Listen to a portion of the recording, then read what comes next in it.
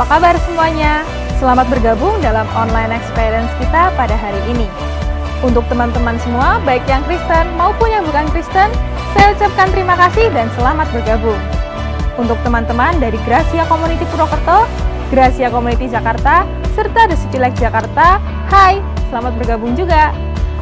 Terima kasih untuk teman-teman semua yang sudah dengan setia menonton tayangan kami beberapa minggu ini. Semoga bisa menjadi berkat dimanapun kita berada. Terima kasih juga untuk Bapak Ibu Saudara yang dengan murah hati memberikan persembahan pada masa-masa yang sulit ini, sehingga Gracia Community bisa terus menjadi reflektor terang Tuhan di kota Purwokerto. Bagi Bapak Ibu Saudara yang rindu untuk memberikan persembahan, bisa mentransfer melalui rekening yang tertera di layar. Atau Bapak Ibu Saudara bisa langsung datang ke gereja untuk memberikan persembahan.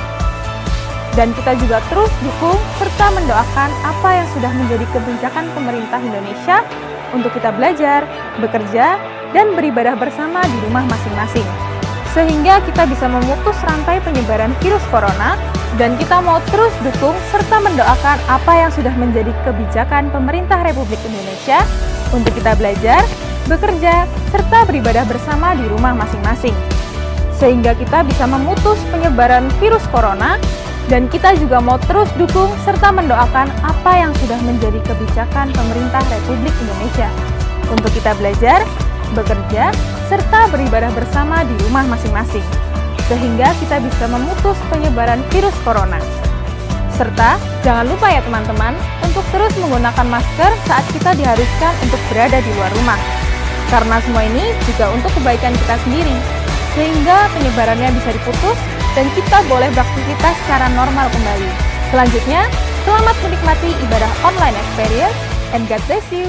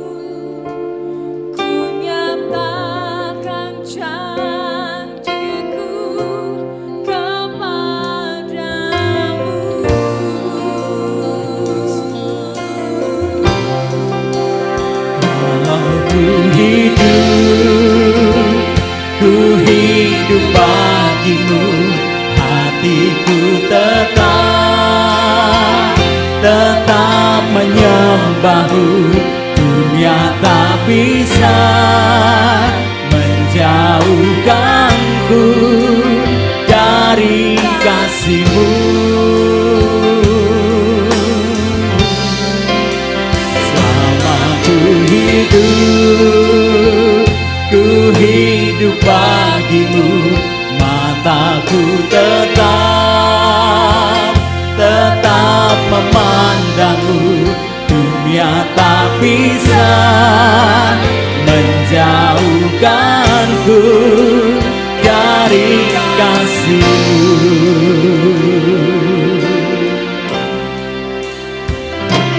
Yesus, Kau kebenaran yang menyelamatkanku.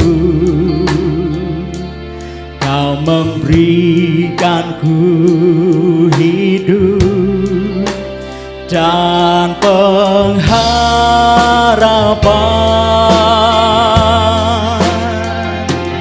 Ku ikut kehendak-Mu, ku perlu anugerah-Mu.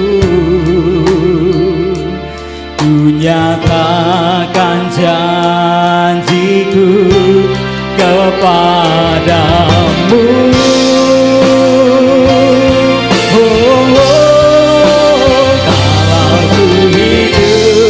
Kalau ku hidup bagimu, hatiku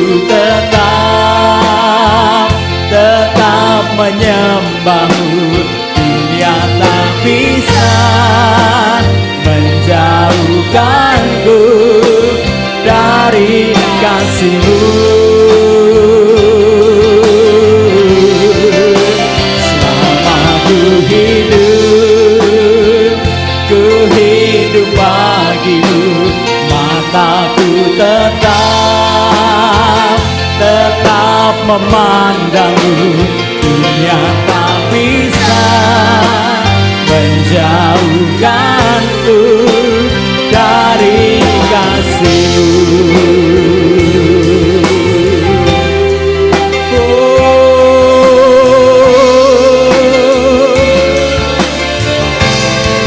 Hanya kasihmu Tuhan.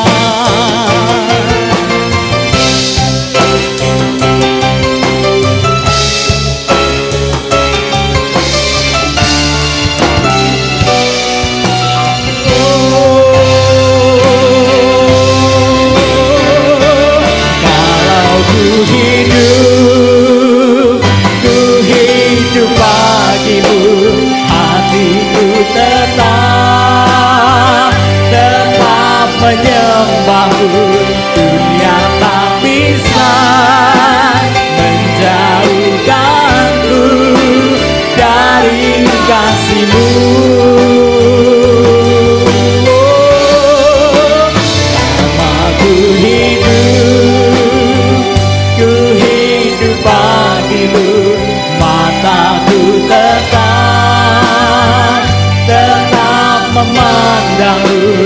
Dunia tak bisa menjauhkanku dari kasihmu. Dunia tak bisa menjauhkanku dari kasihmu.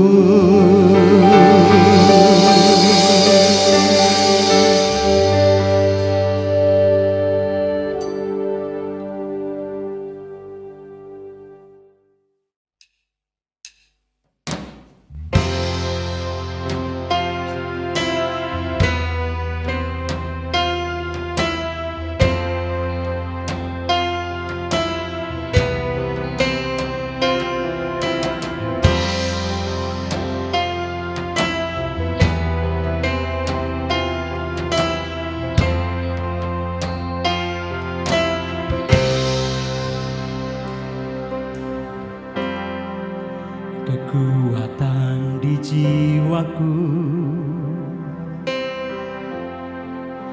ketenangan batinku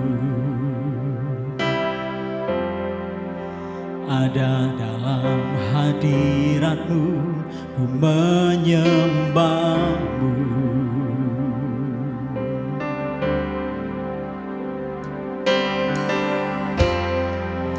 Tersungkurku di kakimu, rasakan hadiratmu. Takkan ku melepaskanmu, kau cahaya bagiku. Mengiringmu seumur hidupku, masuk dalam rencanamu Bapa. Pikiranku, kehendakku, ku serahkan padamu. Harapanku hanya di dalam-Mu. Ku kan teguh bersama-Mu Tuhan. Jadikan ku berjalan untuk memuliakan-Mu.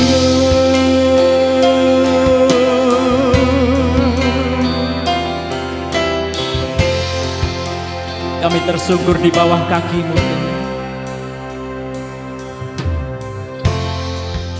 Tersungkurku di kaki-Mu. Oh, rasakan hadirat-Mu. Takkan ku melepaskan-Mu, Kau cahaya bagiku. Mengiring-Mu seumur hidupku, masuk dalam rencana-Mu Bapa.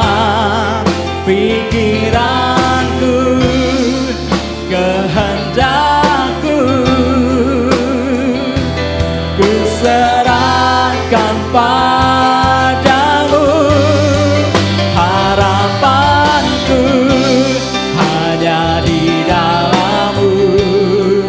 Ku kan teguh bersama-Mu Tuhan.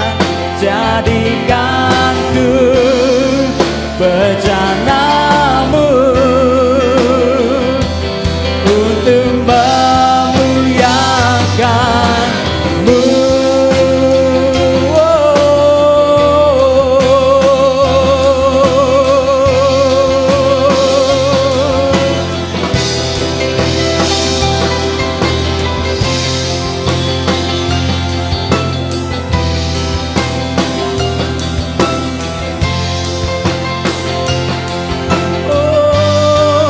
Mengiring-Mu seumur hidupku, masuk dalam rencana-Mu Bapa.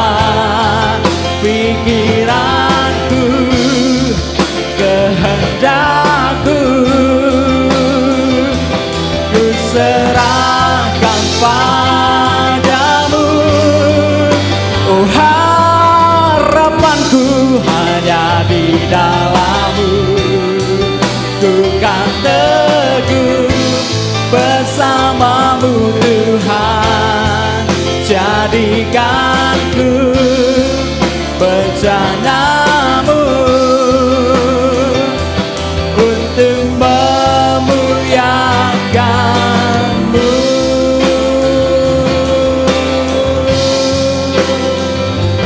Untuk memuliakan-Mu.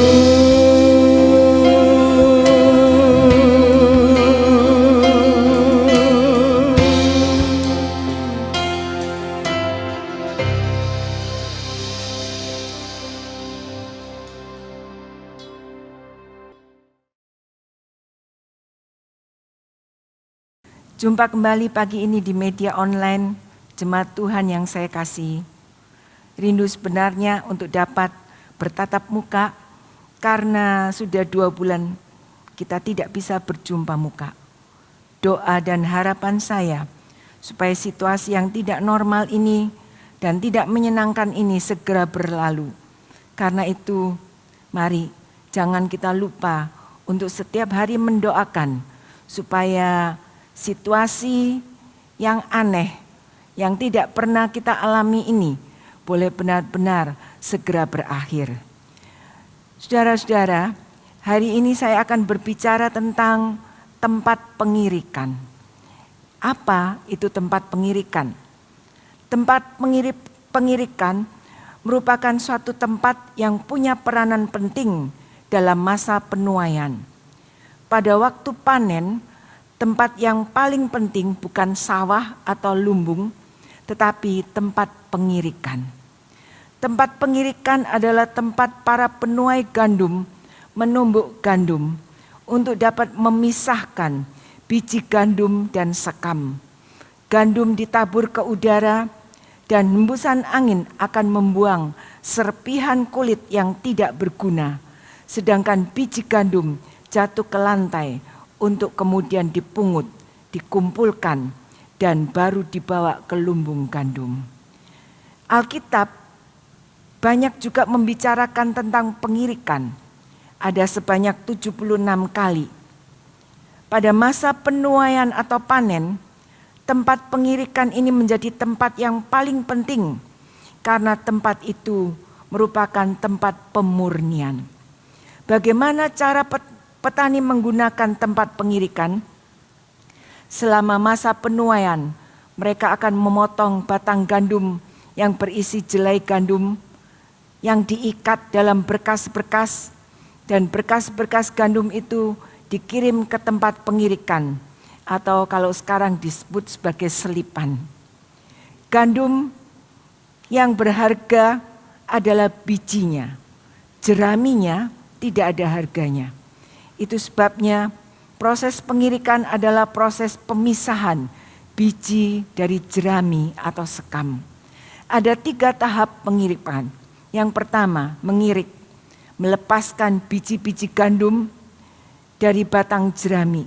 Biasanya digunakan sapi atau keledai untuk memutar batu kilangan yang akan menggilas biji gandum sehingga terpisah dari jerami dan sekam. Kalau kita jadi biji gandum, mungkin kita akan berteriak kesakitan. Kita tidak bisa menerima karena itu sangat menyakitkan. Yang kedua, ditampi.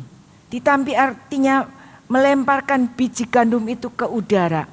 Ingat, tempat pengirikan merupakan tempat yang sangat banyak mendapat hembusan angin. Waktu biji gandum ditampi, angin akan memisahkan biji gandum dan sekam. Hanya biji gandum yang baik yang akan jatuh kembali ke alat penampi. Bagian-bagian yang tidak baik akan diterbangkan oleh angin. Yang ketiga, membakar. Jerami yang tidak berguna dan biji yang jelek akan dibawa ke tempat perapian untuk dibakar. Saudara-saudara, tempat pengirikan adalah gambaran yang indah tentang pekerjaan pemurnian yang perlu dikerjakan oleh Tuhan dalam kehidupan manusia.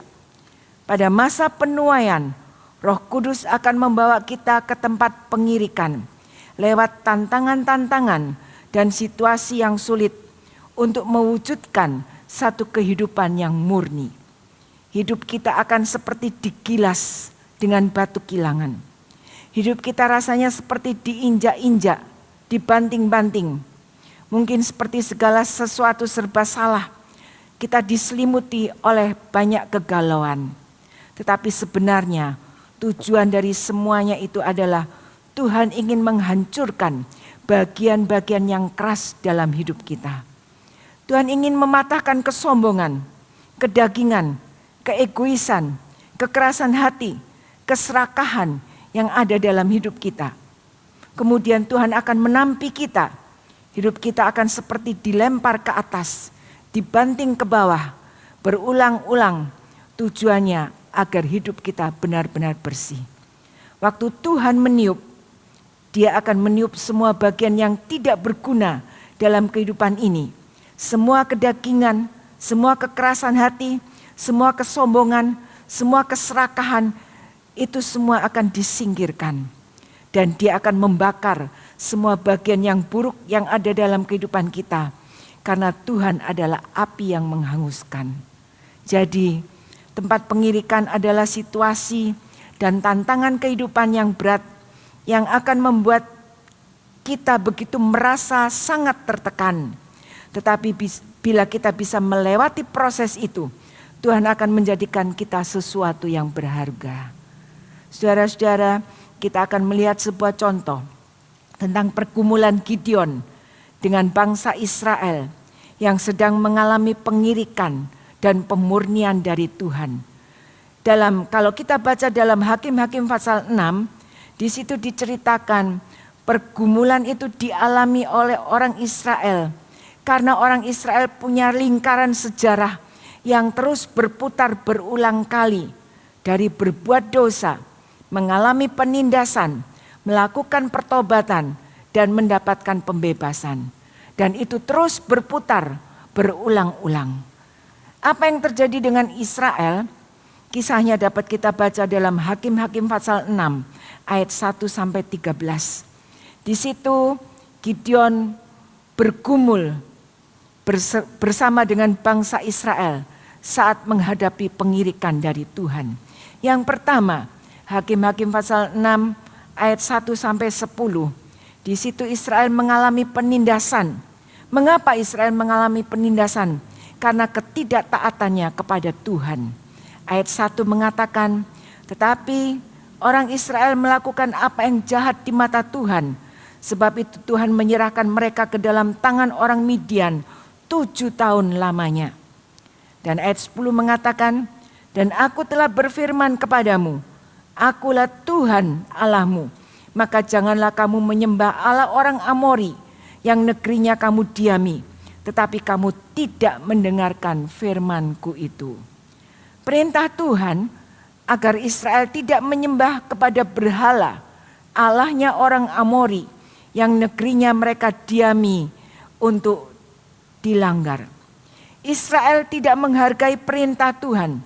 Ini menggambarkan kehidupan orang-orang percaya yang hanya sekedar mendengar firman Tuhan, tetapi tidak pernah menghayati, tidak pernah melakukan, tidak pernah mempraktekkan firman Tuhan, sehingga selalu melakukan pelanggaran-pelanggaran dan hidup rohaninya tidak pernah mengalami pertumbuhan karena itu tidak mengalami perubahan. Yang jahat tetap jahat, yang tamak tetap tamak, yang sombong tetap sombong, yang kikir tetap kikir. Mengapa? Karena perintah Tuhan tidak pernah mereka taati. Saudara-saudara, ibadah kepada Tuhan bukan merupakan ibadah dengan kesungguhan hati, tetapi ibadah kepada Tuhan hanya merupakan rutinitas, sehingga tidak ada perubahan di dalam kehidupannya. Karena tidak taat kepada perintah Tuhan, lalu Israel mengalami penindasan. Ya, Israel mengalami penindasan karena melakukan apa yang jahat di mata Tuhan dengan menyembah berhala. Tuhan telah berfirman, akulah Tuhan Allahmu, maka janganlah kamu menyembah Allah orang Amori yang negerinya kamu diami, tetapi kamu tidak mendengarkan firman-Ku itu. Pelanggaran terhadap perintah Tuhan merupakan satu kejahatan. Mengapa Israel melakukan itu? Karena hatinya memang jahat. Hatinya belum terjamah oleh Tuhan sehingga tidak bisa taat terhadap perintah Tuhan. Saudara-saudara, hidup yang dikuasai oleh dosa di pemandangan Allah adalah sesuatu yang jahat. Ketidaktaatan terhadap perintah Tuhan merupakan sesuatu yang jahat. Dan ketidaktaatan terhadap perintah Tuhan membuat Israel mengalami penindasan. Demikian juga dengan kehidupan kita. Kalau kita tidak taat kepada perintah Tuhan, kita akan mengalami penindasan demi penindasan di dalam kehidupan ini. Israel diperbudak selama 7 tahun. Bukan hanya mengalami penindasan, tetapi diperbudak juga oleh orang Midian. 7 tahun bukan waktu yang sedikit. 7 tahun adalah waktu yang cukup lama. Selama 7 tahun Israel diperbudak, dijajah, ditindas, dikuasai oleh musuh. Israel harus bersembunyi di gua-gua. Apa yang dikerjakan dirampok dan Israel dibuat melarat. Israel benar-benar seperti di penjara, ruang geraknya dibatasi. Saudara-saudara, dosa ketidaktaatan membuat manusia mengalami masa-masa yang sulit, gelap, tertekan, dan dosa memperbudak hidup kita. Dosa membuat hidup kita tidak aman, tidak tenang, tidak damai, dan ruang gerak kita terbatas. Dan Israel juga mengalami hidup yang tidak aman, ketakutan dan melarat. Dosa membuat sudah merampas kebahagiaan, ketenangan, dan kedamaian manusia sehingga kehilangan berkat Tuhan. Orang yang tidak menghargai firman Tuhan, tidak taat terhadap firman Tuhan, akan berada dalam masa-masa seperti yang dialami oleh Israel, diperbudak dosa. Hidup tidak tenang, tidak ada kedamaian, tidak bisa menikmati berkat-berkat Tuhan. Hidup rohaninya melarat dan dosanya membuat hidup rohani jadi melarat sehingga tidak bisa menghargai firman Tuhan. Saudara-saudara, dalam penindasan itu Israel berseru kepada Tuhan dengan tujuan supaya Tuhan segera menolong, tetapi Tuhan tidak segera menolong. Saat mengalami krisis, baru Israel mencari Tuhan. Ini menunjukkan bahwa Israel tidak memiliki iman yang benar, iman yang didasari dengan kasih dan rasa syukur kepada Allah. Mereka hanya mencari Allah saat mengalami tertindas. Ini menjadi pelajaran bagi kita semua. Bukan mencari Tuhan saat kita mengalami krisis. Bukan mencari Tuhan saat kita mengalami tekanan-tekanan dalam hidup. Tetapi dalam segala keadaan kita mau tetap dan selalu mencari Tuhan. Seringkali doa-doa kita tidak terjawab karena masih ada dosa dalam hidup yang belum dibereskan. Tuhan menjawab doa kita bila kita benar-benar berusaha untuk memiliki kehidupan yang bersih di hadapan Tuhan. Yang kedua, Hakim-Hakim pasal 6 ayat 11 sampai 16. Tuhan mengirim pahlawan untuk menyelamatkan Israel, yaitu Gideon. Ayat 12 mengatakan, malaikat Tuhan menampakkan diri kepadanya, yaitu kepada Gideon, dan berfirman kepadanya, kepada Gideon, demikian, Tuhan menyertai engkau, ya pahlawan yang gagah berani. Jawab Gideon kepadanya, Tuanku, jika Tuhan menyertai kami, mengapa semuanya ini menimpa kami? Di manakah segala perbuatan-perbuatannya yang ajaib yang diceritakan oleh nenek moyang kami kepada kami ketika mereka berkata, bukankah Tuhan telah menuntun kita keluar dari Mesir? Tetapi sekarang Tuhan membuang kami dan menyerahkan kami ke dalam cengkraman orang Midian. Lalu berpalinglah Tuhan kepadanya dan berfirman, pergilah dengan kekuatanmu ini dan selamatkanlah orang Israel dari cengkraman orang Midian. Bukankah aku ini mengutus engkau? Berfirmanlah Tuhan kepadanya, tetapi akulah yang menyertai engkau, sebab itu engkau akan memukul kala orang Midian itu sampai habis. Saudara-saudara, Gideon bukan orang yang hebat. Ketika malaikat Tuhan datang, Gideon sedang mengirik gandum di tempat pemerasan anggur. Berarti Gideon berada di suatu tempat yang tersembunyi. Padahal pekerjaan mengirik gandum harusnya dilakukan di tempat terbuka. Mengapa Gideon melakukan di tempat tersembunyi? Karena Gideon sendiri merasa takut terhadap orang Midian. Gideon dan bangsanya sudah merasa putus asa. Mereka sadar karena pelanggaran, karena dosa yang mereka lakukan, maka mereka harus mengalami semuanya itu. Gideon bukan dari suku yang terpandang. Gideon adalah berasal dari keluarga yang biasa, dari suku yang paling rendah. Sebenarnya Gideon orang yang tidak bisa diharapkan untuk melakukan suatu pekerjaan yang besar, yaitu pembebasan bangsa Israel. Mengapa? Karena Gideon sendiri mengakui dia adalah anak yang paling kecil. Anak yang paling kecil biasanya anak yang sering disepelekan. Ya, dia berasal dari salah satu keluarga atau suku yang paling rendah. Saat malaikat Tuhan menjumpai Gideon, ia sedang mengirik gandum di tempat yang tersembunyi dari orang Midian.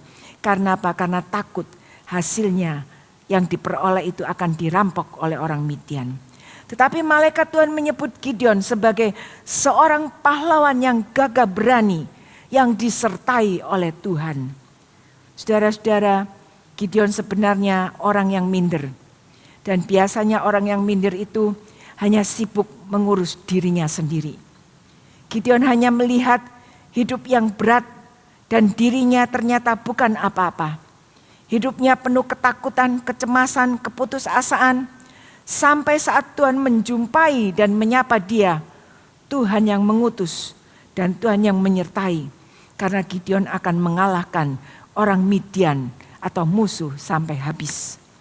Saudara-saudara, saat Tuhan menyebut Gideon sebagai pahlawan yang gagah perkasa, sebenarnya perkataan itu mempunyai dua arti.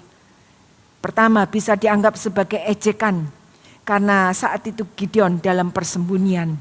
Yang kedua, Tuhan bukan mau mengejek Gideon, tetapi Tuhan melihat bahwa di tengah keputusasaan Gideon, di tengah kegagalan Gideon, di saat Gideon sudah tidak bisa mempercayai dirinya sendiri, Tuhan masih mempercayai dirinya. Tuhan melihat jauh ke depan bahwa Gideon yang sekarang penuh dengan keputusasaan itu akan menjadi seorang pahlawan yang gagah berani. Saudara-saudara, saat Tuhan menyentuh dan menjamah hidup seseorang yang sedang dalam keputusasaan yang paling dalam, ada satu hal yang Tuhan kerjakan, yaitu memeriksa hidup orang itu.